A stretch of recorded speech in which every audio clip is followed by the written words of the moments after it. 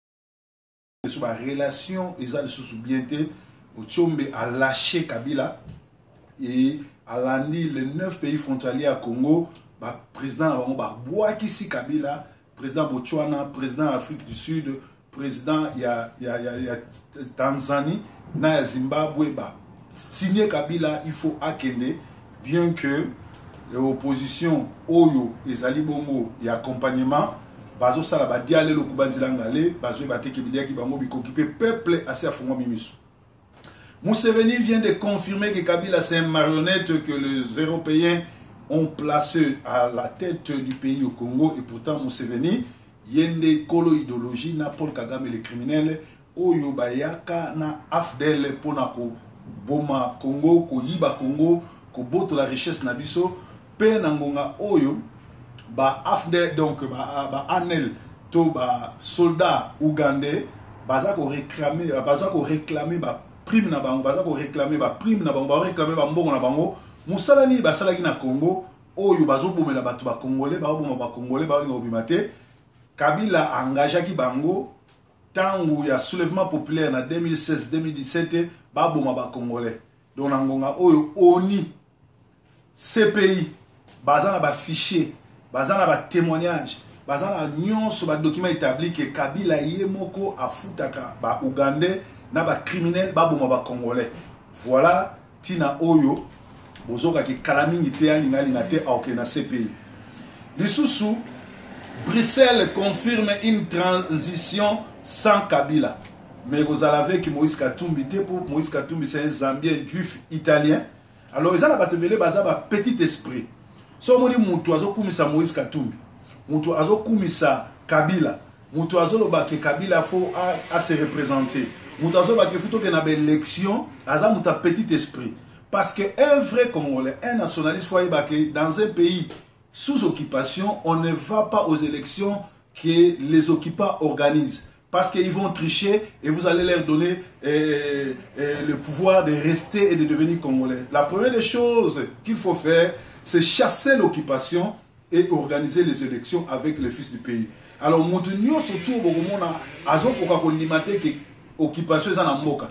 Et Azo Linga, qui est une élection organisée par l'occupation, pour comprendre qu'il y a un esprit à Mouké. Alors, attendez, moi, on a photo de délivrer. Alors, dans Bruxelles, ils ont confirmé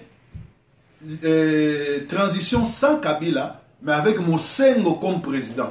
Alors, Bissoba Congolais, totikalika na leader moko o biso futo tia poids, leader moko biso futo soutenir ezali cardinal Mosengo.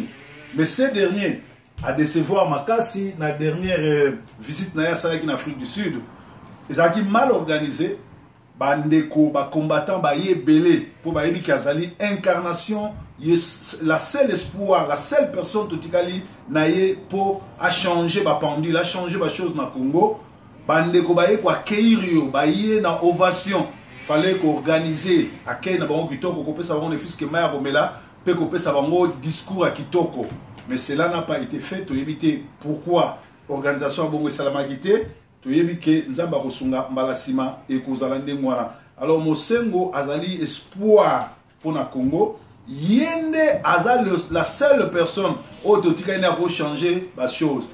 Vous voyez que Kagame aza ko banga que un vrai Congolais a son pouvoir. Parce que ce qui est un vrai Congolais a son pouvoir, il a liboso ali ko zonga na Rwanda, ko kwesa bo konzinae, ko zo ba utu ko pesa ba pouvoir, nenge Mobutu asara na biarimana, pe ba tuti wana nyo surtout ko mate ba mo ba criminel ko pesa ba na maboka CPI pour ba ke ko futa ba crime o ba mo ba sali na Congo.